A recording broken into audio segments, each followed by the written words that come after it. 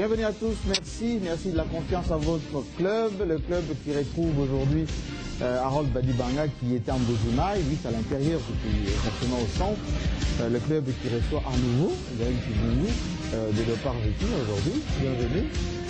Et ensuite, Mike Mukebai, l'incontournable, Congo Web, c'est Gaël Kibungu, Mike c'est le patron de Congo News. Et puis Daniel Safou, qui est éditeur du journal Le Conseillant. Alors aujourd'hui, on va parler essentiellement de la Cour suprême de justice qui a invalidé 32 députés. Pour une partie de la majorité, une autre partie de l'opposition, y compris d'ailleurs le frère de Ngoï Mulunda, le président même de... comment ça s'appelle déjà ?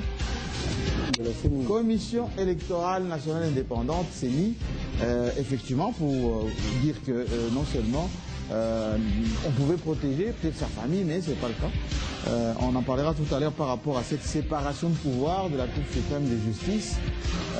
Il n'y a pas beaucoup de débats semble-t-il, mais il y a quand même quelques-uns qui respectent. Certains veulent même sortir de leur famille politique, on verra tout à l'heure. Alors, deuxième sujet, ça sera le 22 ans de démocratie, comprenez mon émotion de 24 avril 90 à Lancélé, lorsque le maréchal Mobutu, peut-être par absus, disait qu'il choisirait, qu'il demandait au MPR de l'époque de se choisir un nouveau patron. Et en le disant ainsi, il pensait effectivement qu'il parlait de son successeur, chose qu'il n'était pas habitué à dire assez régulièrement. C'est peut-être cela l'émotion.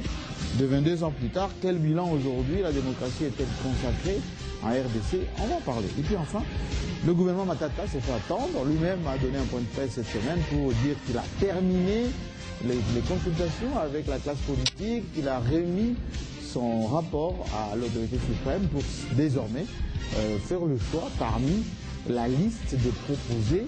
Alors, peut-être Gaël Kibungu, qui était dans les secrets des dieux, va nous dire quels sont les candidats qui ont plus de chances d'être retenus sur cette liste du gouvernement Matata 1.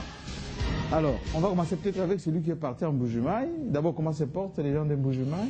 Oui, la ville-province la ville plutôt de Mbujimaï, chef-lieu de la province du Kassai-Oriental, se porte à merveille. Je me suis rendu compte que, contrairement à ce qu'on a toujours ouï dire à partir de Kinshasa comme Mbujimaï est la fondeuse. Mbujimaï, lorsque vous n'êtes pas de telle obédience politique, vous ne pouvez pas vous promener. On a dit c'est le fief de l'UDPS là-bas.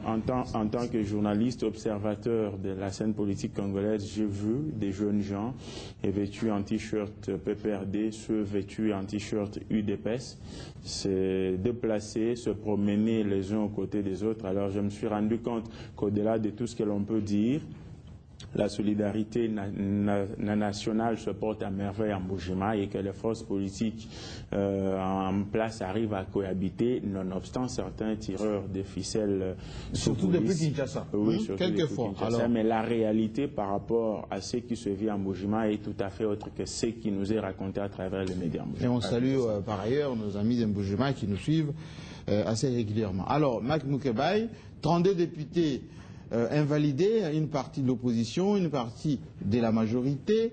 Alors, on s'entendait le moins, Jean-Claude Bayende, y compris même les frères Ngoï Mulunda. Ça veut dire la Cour suprême a pris de la main? Non, a repris le contrôle? La première particularité à dégager de la publication des résultats définitifs, c'est que en 2006, il y avait, si ma mémoire est bonne, 18 députés qui avaient vu leur mandat invalidé. Cette fois-ci, c'est 32.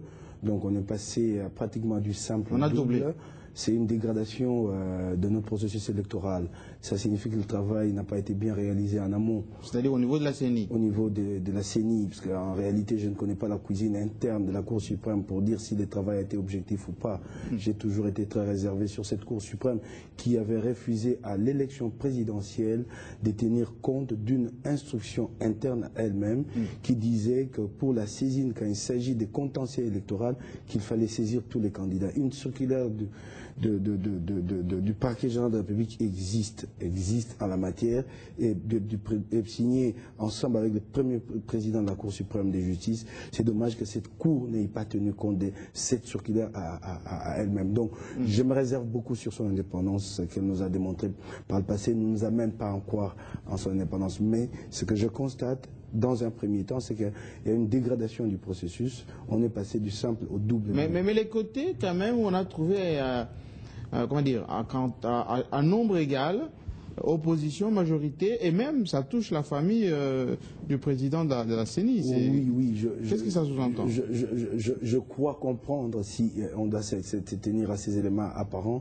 que la Cour suprême a été... N'a pas de sentiment. A été objective, parce que même les propres frères de Daniel Ngoï Mulunda... On pouvait quand même s'arranger pour qu'il reste. ont vu leur mandat invalidé, à commencer par celui qui porte pratiquement elle et non les postes non, sauf le prénom, Ngoï Mulunda, Nyanga Emmanuel, qui a vu son mandat invalidé. Jean-Claude Bayende, le gouverneur de la province de l'Équateur. Mais dans l'ensemble, on remarquera, et c'est peut-être ça ce qui fait tiquer un peu, que tous ces mandats invalidés profitent plus au PPRD qui s'en tire. C'est comme ça que je me réserve sur la cuisine interne de la CSJ. Je n'ai pas été là-dedans. Le PPRD a augmenté le nombre de... C'est le PPRD qui gagne 5 sièges. Et aucun autre parti n'en a gagné autant. Si, mais qui en a perdu. Bahati le club aussi qui devient la deuxième force politique. Oui, mais Bahati, si je ne m'abuse, n'a gagné qu'un seul siège, le sien propre. Mais le PPRD, avec ses résultats définitifs, en a gagné 5 et en a perdu un seul. Donc celui qui a le plus profité, ça peut quand même amener à voir les choses d'une autre façon. C'est-à-dire que c'est quand même sujet à caution dans ces... Vous avez quelque chose un peu qui vous tique là par rapport au PPRD. Dans ses résultats définitifs. Pas contre le PPRD, mais je constate que c'est le parti présidentiel et c'est lui... C'est une coïncidence que je trouve un peu insolite, qui m'intrigue. Voilà, je vais aller dans le même sens que Michael Kebaï, parce que d'abord je me dis que pour la CENI, c'est pas très reluisant. Avoir 32 députés invalidés, c'est pratiquement le travail qui est remis en question, hein, si on peut le dire, on ne doit pas se voiler. Non, mais sur 450 quand même, on va dire. 450, mais il ne faudrait quand même pas minimiser ce nombre-là. Je pense qu'après tout ce qui a été fait, tout le temps qu'on a pris pour proclamer ces résultats, il fallait quand même amoindrir le taux d'erreur ou de toutes les causes qui pouvaient emmener. Mais quand on voit le nombre de contentieux déposés à la Cour suprême par rapport aux décisions... les contentieux ne devraient pas nécessairement emmener à des invalidations. Hein. Si la CENI avait fait le travail correctement, avec tout ce qu'il y avait comme paramètres, évidemment, on ne peut pas tout mettre sur le compte de la CENI seule, mais je pense que c'est quand même regrettable qu'en 2006, on ait eu seulement 18 invalidés, qu'aujourd'hui, on en est 32. Je crois que on a quand même 18 000 candidats. N'oublions pas. Non. Revenons à ce cadre de 500 sièges. C'est sur base de ça qu'on doit aller, parce que si on doit aller même au nombre de candidats, je crois qu'on va s'écarter de la question. Mais sur le fait de l'objectivité ou pas du travail fait par la Cour suprême, déjà que certains revendiquent quand même, se demandent si la Cour suprême ne prend pas un peu la place de la CENI. Remettre en question comme ça tout le travail, c'est quand même des questions à se poser. On a même d'ailleurs intimé l'ordre à la CENI de publier certaines circonscriptions qui étaient annulées. Voilà. Et aujourd'hui... C'est la Cour suprême, hein, on va dire.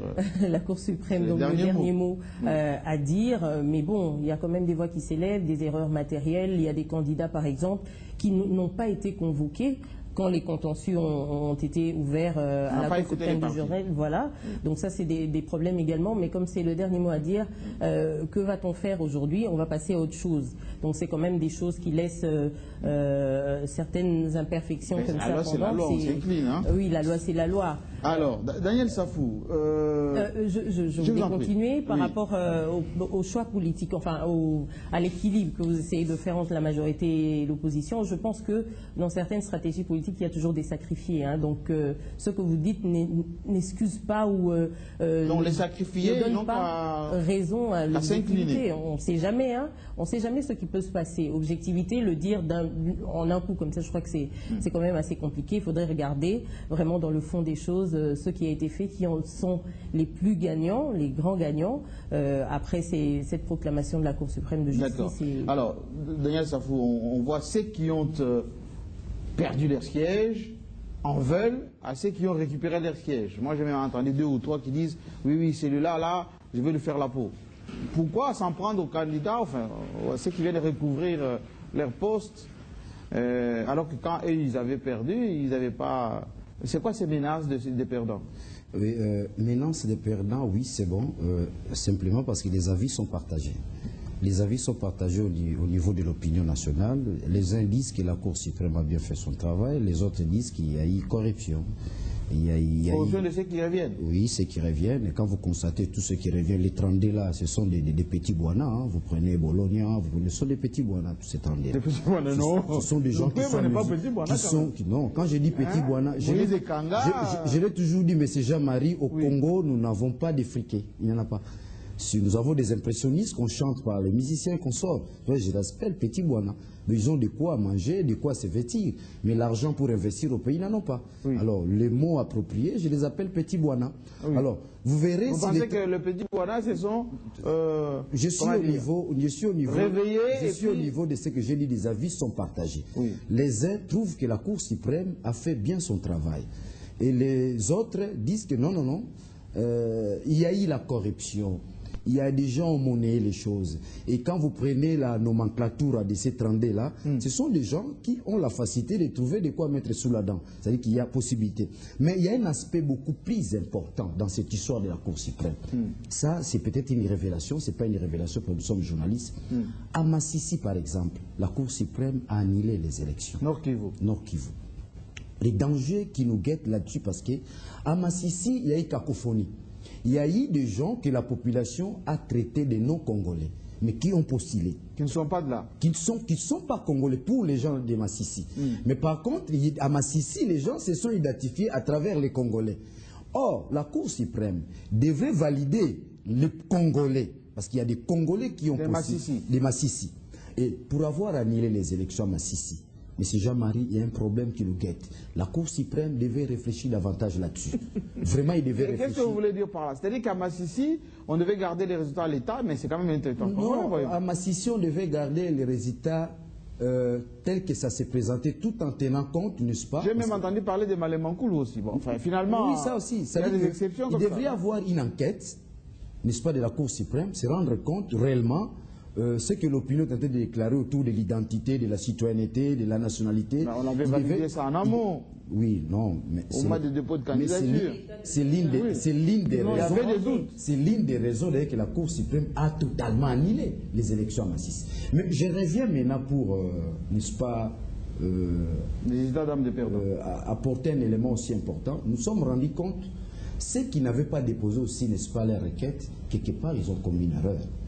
Bien que c'est perdu d'avance. Nous reprochons à notre Cour, parce que ça c'est un élément important, tous les domaines de notre pays, M. Jean-Marie, vous les savez, nous les savons, et aussi les savent, il y a la corruption. Tous les domaines. C'est l'effort d'ailleurs que le gouvernement doit faire.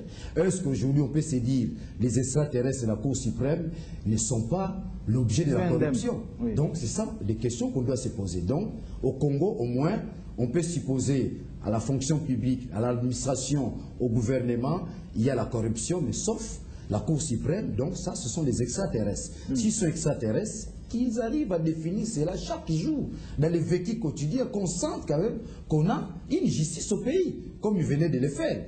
Ça ne doit pas seulement faire quelque chose pour plaire les uns. Mais quand on prend la situation, on va dire en général, la population semble être contente.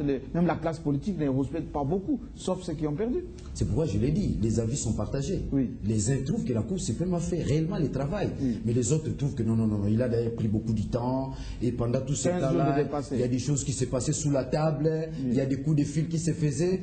Tout cela parce que les caractères objectifs échappent jusque-là à notre Cour. Il peut bien faire son travail, mais compte tenu de son comportement d'antan, on peut douter même de ce que vous faites de bon. Vous comprenez? C'est cela le problème. Mais cette fois-ci, nous trouvons que oui, il a fait son travail, où il a validé les uns, il a invalidé les autres. Il a fait son travail, c'est ce qu'on attendait de lui, mais que ce travail demeure, pas un travail circonstanciel. Nous devons le sentir dans le vécu quotidien. On va vivre la même chose au local, au provincial qui arrive, parce que tous ceux qui ont perdu au national se préparent maintenant pour aller au provincial. Hein? Oui, c'est une façon de dire que la bataille étant perdue pour un plus grand grand nombre de candidats aux élections législatives nationales. Tous les faux, vous voulez dire, se donnent rendez-vous aux élections provinciales. Et donc, je ne serais aucunement étonné de voir un nombre beaucoup plus important, élevé que celui de 2006 par rapport aux élections provinciales, de 2011 par rapport aux élections provinciales de 2011. Mais je voudrais tout simplement préciser que lorsqu'on aborde cette question des arrêts de la Cour suprême de justice par rapport au contentieux électoral, on doit faire très attention. Il y a un juriste français, le professeur Antoine Rubens, qui a dit que les juristes meurent toujours haïs du pauvre et méprisés du riche. Il voulait tout simplement dire, et la République démocratique du Congo ne fait pas exception par rapport à ça, c'est que les décisions de justice, les arrêts de nos cours ont toujours arrangé les gagnants, ont toujours créé le regret des perdants. Et donc, il est très difficile aujourd'hui de rester dans des considérations sui generis, telles que je les ai entendues à ma gauche par mon estimé collègue Daniel Safou, qui dit que la corruption gangrène tous les secteurs de la vie. Mais lorsque nous parlons d'une situation spécifique, il y a un principe général de droit qui dit le spécial déroge au général. Il faut nous prouver que dans les arrêts rendus par la Cour suprême de justice, effectivement, il y a eu corruption pour que, par exemple, Bahati soit invalidé, ou Henriette Ouamou en défaveur de Colette Chomba. Non, nous devons comprendre. Et du coup, les deux, on a dit qu'ils étaient des amis autrefois, deviennent des ennemis déclarés. Voilà la situation qui rencontre la préoccupation d'Antoine Rubens, qui dit que les arrêts, les décisions de justice ont toujours été de nature à séparer les gens. Celui qui gagne pense que le tribunal a raison, et celui qui perd pense que le tribunal a tort ou il a été corrompu. Et je suis heureux de constater que c'est le cas qui est le nôtre pour les arrêts de la Cour suprême de justice concernant le contentieux électoral au Congo démocratique. C'est à nous, journalistes, de faire attention. Alors, par rapport, ça c'est la première paire de manches. La seconde paire de manches, c'est par rapport à la minimisabilité qu'on fait du fait qu'il y a eu beaucoup plus d'invalidés qu'en 2006, comme si le nombre de candidats lui-même, des candidats aux législatives de 2011 par rapport à celui de 2006 ne dit rien aux gens. Gaël Guiboung a dit non, il ne faut pas je suis désolé, Gaël doit faire très attention. Si en 2006, nous avons eu un nombre moins élevé d'invalidés et qu'aujourd'hui on en a légèrement plus, ne vous en faites pas. Si en 2016, les Congolais se présentent à 50 000 aux législatives, ne soyez pas étonnés que nous ayons 50 personnes invalidées. Ne soyons pas étonnés que nous en ayons 100. Et donc, il y a des faits qui se posent aujourd'hui qui sont indubitablement des conséquences de ce qui a été observé en amont. Plus nous avons moins de candidats, plus nous avons moins d'erreurs matérielles, plus nous avons moins de contestataires des résultats proclamés par la CENI, plus par voie de conséquences, et ça c'est indéniable, nous avons moins de personnes invalidées. Je veux tout simplement dire que ce qui est arrivé est arrivé, et il suffit juste de se promener dans les états-majors des partis politiques pour se rendre compte que même au sein d'une même formation politique, il y a des heureux, il y a des mécontents. Ce que vous dites n'est pas il y a même des conflits interpartis, oui. Ouais, je au niveau de l'organisation. Je voulais dire quelque chose à propos de la question d'Harold, mais je voudrais commencer par une leçon majeure à tirer de requêtes qui ont été introduites à la Cour suprême de justice. Je crois que la presse ne les dit pas assez, c'est regrettable. Je remarque que la presse congolaise ne fait pas souvent un travail de fond. À Congo, nous avons eu à éplucher les différentes requêtes. On a remarqué une chose, l'amateurisme des partis politiques congolais. L'amateurisme. Beaucoup de requêtes ont été rejetées pour des questions de procédure. Nous avons discuté avec un grand avocat. Donc sans soubassement, sans éléments. C'est-à-dire qu'il y a des partis politiques où vous constatez que les dirigeants des partis eux-mêmes ne savent même pas lire, ou ils n'ont jamais lu les statuts de leur propre parti. Parce que quand ils présentent la requête, on dit que dans le parti, c'est par exemple telle personne qui est habilitée, et bien c'est tel autre. Je suis tombé sur le dossier d'un ministre en fonction qui a signé lui-même cette requête-là. Je crois que c'est un problème sérieux. Les partis politiques étant des organismes qui se préparent à gérer l'État, s'ils se comportent déjà de cette façon-là dans les privés, donc on ne peut pas s'attendre à mieux le jour où ils vont prendre le pouvoir. Mais j'allais dire quelque chose à Harold, je le remercie parce qu'il reconnaît que Ngoï Mulunda a mal organisé les élections du fait du nombre. Il reconnaît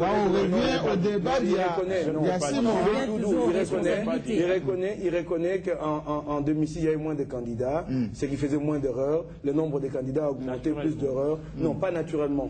Ces nombres, c'est cela la question qu'on demande à Ngoï de résoudre. Il ne faut pas trouver une excuse. S'ils sont 20 000, non, c'est ça son travail. C'est ça son travail, d'organiser ces 20 000 candidatures.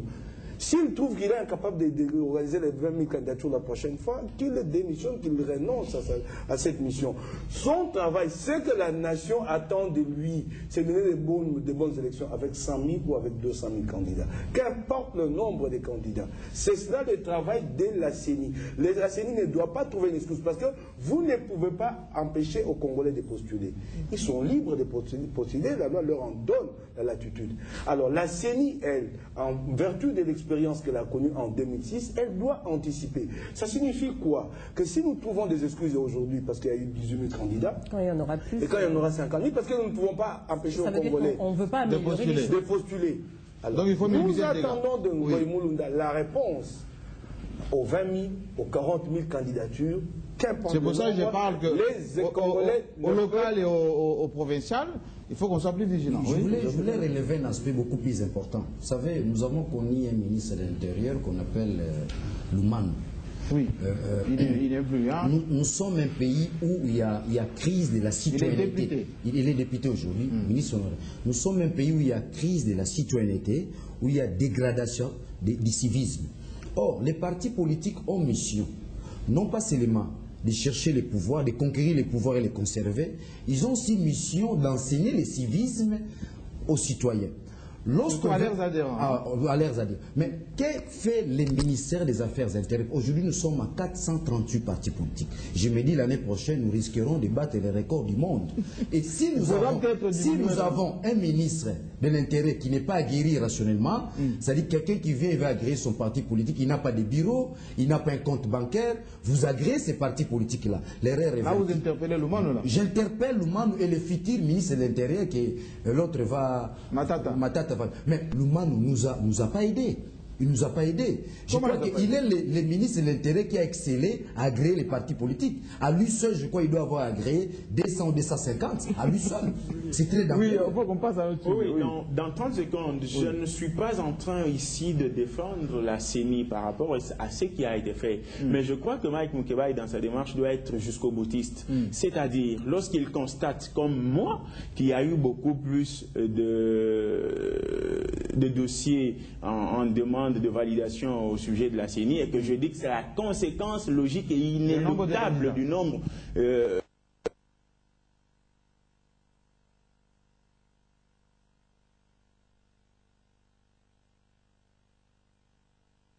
conséquence de ce qui doit arriver. Mais Mike devrait plutôt interpeller la classe politique congolaise.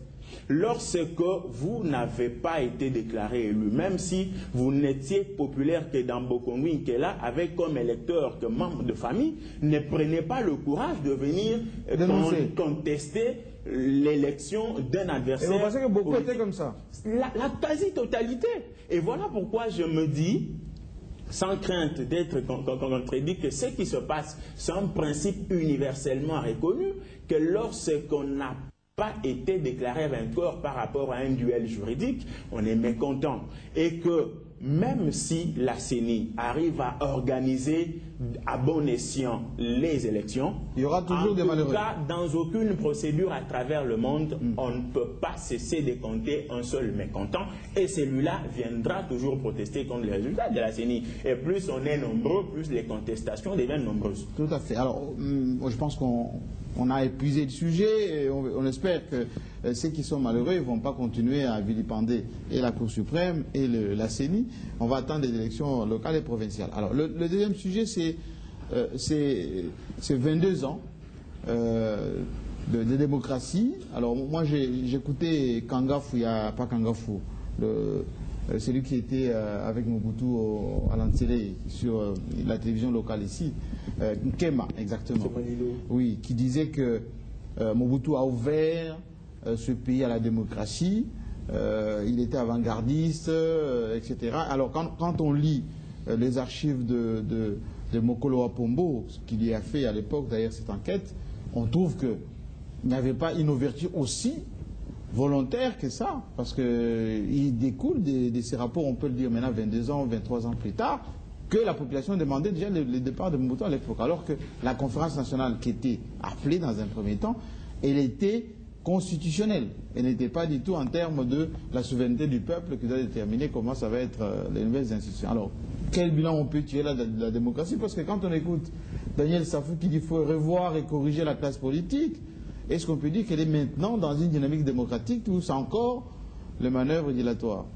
J'aimerais d'abord rectifier quelque chose à propos de ce qu'Nkema dit, comme si Mobutu avait fait un cadeau aux Congolais. Oui, il disait que ce peuple me doit tout. Non, non, je ne crois pas du tout. D'ailleurs, Mobutu n'a jamais voulu de la démocratisation jusqu'à la dernière minute. Ceux qui ont été dans les secrets des consultations populaires, notamment Mokolo, le sait que jusqu'à la fin, Mobutu ne voulait pas aller jusque-là. Et quand même, ces discours qu'il a prononcés, ce n'est pas celui qui n'a pas été préparé. Les discours qui avaient été préparés étaient un discours de grande ouverture. Mobutu a dû retoucher ces discours-là. Il avait passé plusieurs années à penser qu'il était un petit dieu. C'était difficile pour lui de faire cette mutation-là. Il l'a fait malgré lui. Et quand bien même il l'a fait, il a bloqué la démocratisation. Il n'a pas permis la véritable expression. Combien d'exactions n'a-t-il pas eu? Nous avons connu des groupes ici, quasiment des groupes terroristes, on les qualifierait de cette façon-là aujourd'hui. Les hiboux qui ont tué les gens. Qui éliminaient les gens la nuit. Oui. Même si on met au crédit de Mobutu le fait qu'il ait démocratisé, mais par la suite, qu'est-ce qu'il a fait de cette démocratie? Il a quitté la capitale, il est allé se réfugier à Kawele, il a abandonné le pays. Quand vous lisez les livres d'Ngwanda, l'un de ses plus proches collaborateurs, Mobutu ne gouvernait plus le pays. C'est vraiment regrettable. Et je suis sidéré quand j'entends des gens dire que Mobutu était un grand qui a amené un grand... En écoutant Nkema, par exemple... Non, les faits sont là devant nous. C'est l'histoire récente. Personne ne nous trompera là-dessus. Nous l'avons vécu. C'est un pillage qui a conduit ces pays au marasme économique qu'ils connaissent aujourd'hui. C'est sous Mobutu. Un pillage qui commence à Kinshasa, qui dure 3 jours. Et les institutions sont aphones et ne donnent pas la voix. Et ce pillage se poursuit progressivement dans toutes les provinces. L'État est incapable de l'arrêter. On dit de ces chefs d'État-là qu'il est un grand. Je crois qu'il y a un problème de compréhension de la grandeur. Mais je voulais dire quelque chose, parce que je voulais aller au 24 avril aujourd'hui, mais j'ai dit, Mobutu est parti, nous l'avons assez condamné, mais qu'avons-nous fait de la démocratie par la suite? Du gâchis. Parce que moi, quand je pense à la démocratie, je pense à une vraie liberté, pas cette fausse liberté où moi, peut-être en tant qu'élite, j'ai la possibilité de venir sur le plateau du très professionnel Jean-Marie Kassamba et parler en toute liberté. Non, la liberté, c'est du citoyen, le dernier des Congolais, qui est arrêté à Massina par un policier et qui le rançonne, et il n'a personne pour les défendre. Ils sont combien de Congolais dans cette situation? Nous parlons beaucoup de la liberté aujourd'hui, mais descendons à Makala pour voir des gens qui sont incarcérés sans jugement. Mais je vais prendre un exemple de quelqu'un, j'ai entendu parler dernièrement, qui a fait 7 jours au parquet de Kalamou, une détention préventive, la limite c'est 48 heures. Tous ces faits-là, font qu'aujourd'hui... Est-ce que ce n'est pas aussi une question d'apprentissage de moyens? Non, je crois que il ne faut pas nous trouver des excuses. Ce n'est pas parce que nous avons une chance par rapport à l'occidental, c'est que nous avons l'expérience de l'occidental avec nous. L'occidental a commencé à travailler en tâtonnant, et c'est erreur. Il y a eu des révolutions, des contre-révolutions. Nous avons eu une expérience des autres. Et on ne va pas se mettre à inventer la roue. Tout le temps dire apprentissage. Moi, je suis aux affaires et Daniel est mon frère, puisque je suis ministre, il fait du trafic de l'influence et je suis incapable de l'arrêter. Ça, on dit que c'est de l'apprentissage de la démocratie. Non, c'est une volonté claire et manifeste qui existe dans notre pays de maintenir des privilèges au-delà du grand nombre. Et tant que nous n'aurons pas, nous, et ça je crois que c'est ce que le président Joseph Kabila devra faire cette année, s'il ne fait pas son mandat là, ne servira à rien, c'est de s'attaquer aux privilèges. Nous devons arrêter cette société. Le Congo est une société de privilèges et ça c'est grave. Donc nous ne pouvons pas quelque part parler de démocratie ici tant qu'existe cette société de privilèges. Ben, je me dis que 22 ans après, est-ce qu'on doit parler de l'avènement de la démocratie 22 ans de l'avènement on a voté quand même, hein, on a parlé de 450 partis politiques. Ce mot a été prononcé, mais vraiment sans contenu réel de ce qu'est la démocratie. Oui. Et ceux qui sont venus après n'ont fait que la même chose. C'est pratiquement un écho de ce qu'il y avait déjà à l'époque, même si aujourd'hui je me dis, est-ce que la démocratie c'est juste l'organisation des élections, que l'on dit libre, démocratique, transparente? Est-ce que la démocratie c'est tout ce qu'on veut la presse faire passer? C'est les syndicats. Oui, justement, si vous parlez de presse, justement, aujourd'hui, on dénonce de nombreuses violations de la liberté de la presse, de la liberté de l'information. Est-ce que l'accès à l'information est tel que ça devrait être? Est-ce que la RDC aujourd'hui est un État de droit? On devrait se poser ces vraies questions, partir des faits réel en pratique aujourd'hui. Je ne sais pas, on a vu par exemple pendant la période électorale comment les médias ont été sanctionnés par exemple, etc. Est-ce que c'est digne d'un État de droit? C'est aussi ça les principes de la démocratie. Tous ces droits. Mais est-ce que ce n'est pas du fait aussi des citoyens qui n'appliquent pas les civismes, mais attendez, déjà on parle de manque de référence. Il n'y a pas l'élite congolaise aujourd'hui. Qu'est-ce qu'elle nous donne comme reflet justement de cette démocratie? La classe politique elle-même n'est pas un modèle en ce qui concerne la démocratie. Il n'y a aucune culture. On le voit même aujourd'hui. Toujours dans le partage, on parlera tout à l'heure des gâteaux. Un exemple, par exemple, les élections. À voir comment les élections se passent ici, la communication politique, etc. On voit par exemple en France. On a vu ce qui s'est passé au Sénégal. Aujourd'hui, les voix ici, ça s'achète au prix de t-shirts, de montants de billets et tout ça, alors qu'ailleurs, c'est des discours de politique. Est-ce qu'on a cette culture ici? Je crois que c'est également la... Vous êtes très dur, hein? Autant il était dur avec Mobutu, vous êtes dur avec... Non, aujourd'hui, on peut condamner Mobutu, mais qu'est-ce qu'on aura fait de cette démocratie après? Il faudra qu'on se justifie. Et on ne regarde pas le parcours qu'on a pu faire aujourd'hui. Il peut y avoir des éléments comme ça qu'on peut ramasser ci et là, mais d'une manière globale, il faudrait qu'on voit quand même à quel pourcentage en 22 ans, si on pense que l'avènement de la démocratie est arrivé depuis 22 ans, qu'est-ce qu'on a fait encore à avancer? Ça me fait mal quand il faut parler de Mobutu, nous jeunes, journalistes de ce poids. Vous savez, mais c'est jamais... m'avait tort alors de dire Mobutu était un grand homme. Non, c'est un petit monsieur. C'est un petit les autres disent Je l'ai dit, je vais argumenter ici, Mobutu c'est un petit monsieur. Pourquoi? Il n'a pas droit à l'histoire. Comment il n'a pas droit à 40 ans de gouvernance? Je vous démontre quelque chose, M. Jean-Marie Kassam. L'unité nationale, tout ça, vous n'a pas... Attention, Mobutu, l'unité nationale, ça c'est... On va parler... la fierté des Congolais, les travaux, Inga... J'en arrive. Mobutu n'a pas seulement détruit l'économie du pays. Mobutu est allé loin. C'est là où il est impardonnable pour moi et aussi pour la jeunesse congolaise. Mobutu a détruit même, il est allé loin jusqu'à détruire le système de pensée de l'homme congolais. C'est là où Kabila a des problèmes. C'est là où vous ne sentez pas l'antithèse de Kabila. Parce que la thèse, c'est Mobutu, une thèse très négative. Mais maintenant, ceux qui viennent, ceux qui attendent les remplacer, ceux qui doivent les corriger, c'est ce que moi j'appelle l'antithèse. Ce qui fait que la dialectique n'est pas... la dialectique n'est pas opérationnelle, n'est pas automatique, ça traîne. Pourquoi? Mobutu qui détruit le système de pensée de tout un peuple, quand on détruit le système de pensée d'un homme, cet homme-là n'est plus homme, il perd son être, il devient un animal. C'est cet homme-là qui ne connaît ni l'intérêt de son environnement, ni sa destinée, ni son avenir. Donc il vit comme un électron libre. Donc il n'y a pas de référence.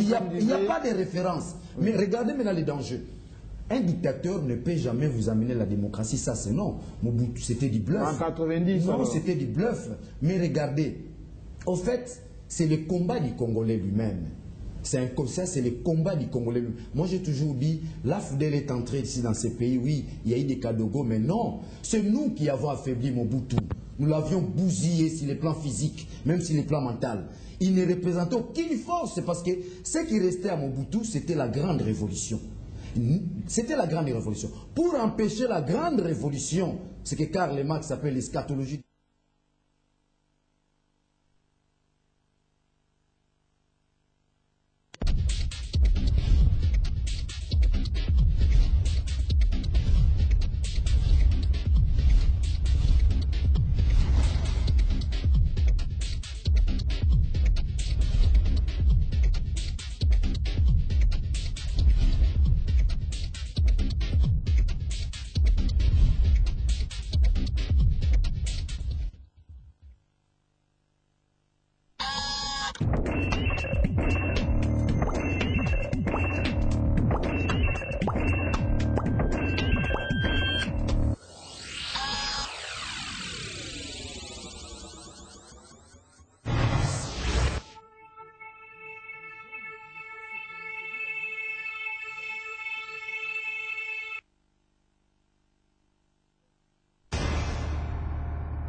Ensemble, et comme le démontre l'expérience des 10 dernières années, cette vision et cette démarche ont une capacité inégalée à transfigurer rapidement notre pays. C'est donc fort d'une grande ambition pour notre pays et conforté par une vision et une méthode qui ont fait leur preuve que je réaffirme ce que je vous ai déjà dit il y a quelque temps. Ensemble, motivés et déterminés, nous allons gagner le pari de la reconstruction et de la modernisation de notre pays.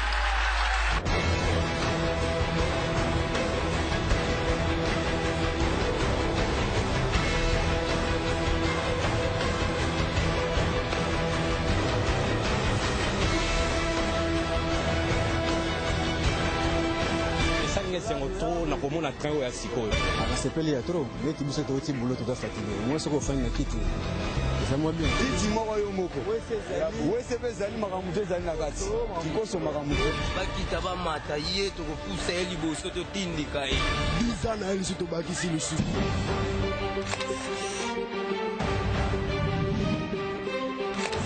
La réhabilitation de plusieurs unités flottantes de la Société nationale de transport et de port qui a permis la reprise du trafic sur le fleuve.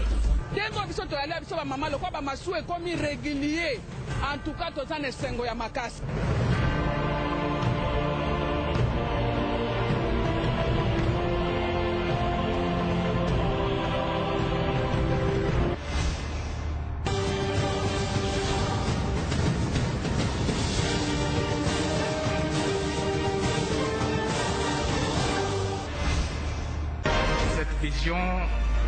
et cette démarche ont une capacité inégalée à transfigurer rapidement notre pays. C'est donc fort d'une grande ambition pour notre pays et conforté par une vision et une méthode qui ont fait leur preuve que je réaffirme ce que je vous ai déjà dit il y a quelque temps. Ensemble, motivés et déterminés, nous allons gagner le pari de la reconstruction et de la modernisation de notre pays.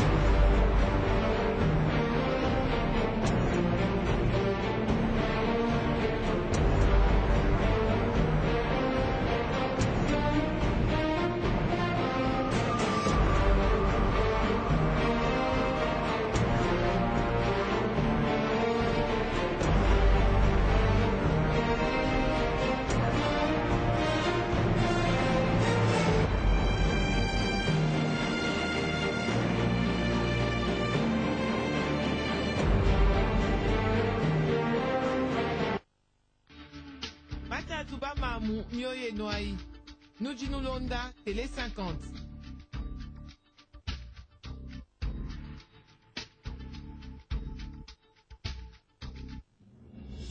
bienvenue à tous et merci d'être avec nous sur Télé 50 pour l'essentiel de l'actualité. 48 heures après le vote, les différentes commissions d'observation électorale en RDC ont fait le point sur le déroulement du scrutin. A déclaré à la Cour avoir été arrêté le 11 avril sous les bombes françaises.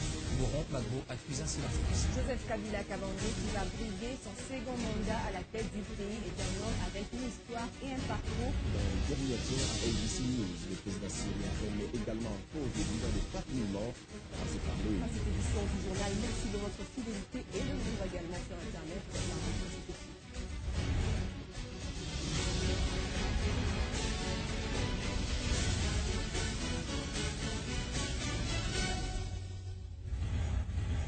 Télé 50, simplement congolais.